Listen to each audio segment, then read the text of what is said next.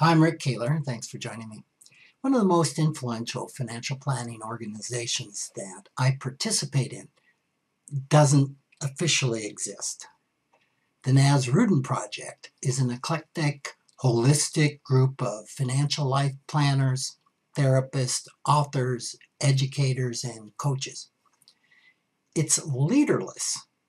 There's no official entity. It isn't incorporated.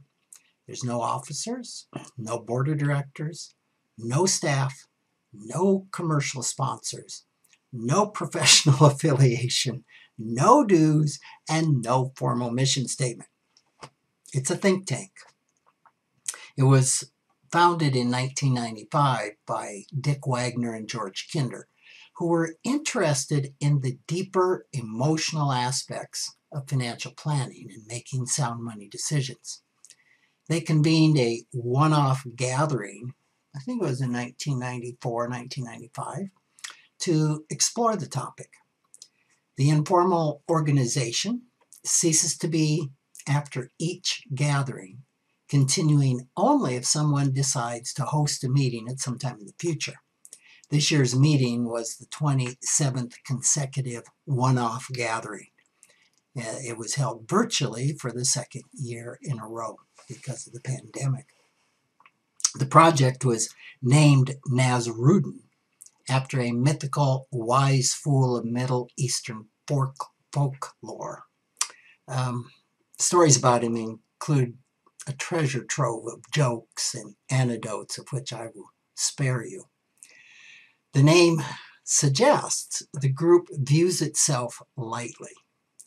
But don't confuse the lightheartedness with a lack of sincerity and passion for the holistic view of financial planning that binds them all together. The group welcomes new participants with no requirements to join other than a passion for holistic financial planning. There is no directory of members. There's no website. And very few of the members think to list their association with the project in their bios.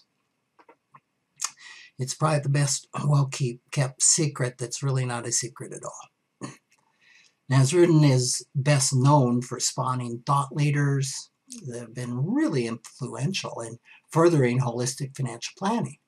Many authors of articles, white papers, and books had their start in their meetings. Future leaders of organized financial planning organizations like the Financial Planning Association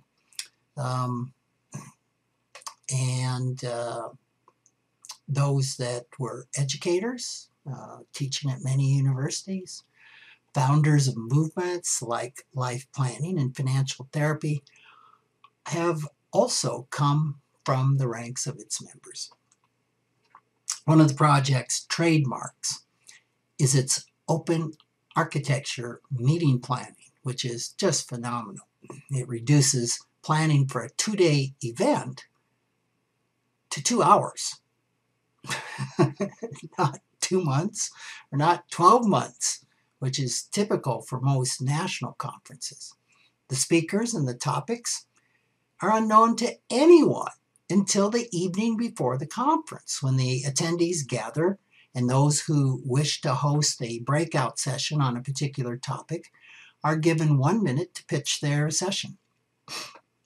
The attendees then vote on all the topics that most interest them. There's often 40 or 50 put up on the board.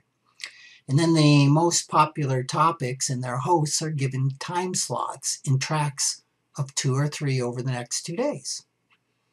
And voila, a 2-day conference is born. This format and the guiding principle that whoever comes are the right people to be here assures all the sessions are of interest to the attendees and that all the speakers are present. The discussions in the breakout sessions rarely cover exterior-focused financial planning topics, which are things like the tax code, estate planning, investments, cash flow. Instead, the sessions cover a broad range of interior-focused topics. And that, by interior, I mean what a person thinks, feels, and believes about money. These are the things that govern the way we make financial decisions, since 80 and 90% of all financial decisions are made emotionally, according to research. This year's topics included virtual versus lateral thinking, transition fatigue, mimetic desire, wisdom and money, financial infidelity, IFS-informed financial therapy, and conscious consumption. The group encourages participation from all attendees, including the first-timers, with another guiding principle: there are no passengers. I attend a lot of conferences every year. Without question, Nazrudin is the best. Interestingly, there's no CE credits given for attending. It's truly the passion of gathering with like-minded individuals and a thirst for continuing self-improvement and holistic financial planning that brings the participants together year after year after year. So why, as a consumer, should you care about this? After all, you're not going to attend a Nazrudin meeting. Well, because it may matter to you to know there are financial professionals passionate about the heart and soul of helping people make good financial and life decisions, who, instead of placing their own well-being ahead of that of their clients, are advocates for their clients' financial and emotional well-being. Thanks for joining me.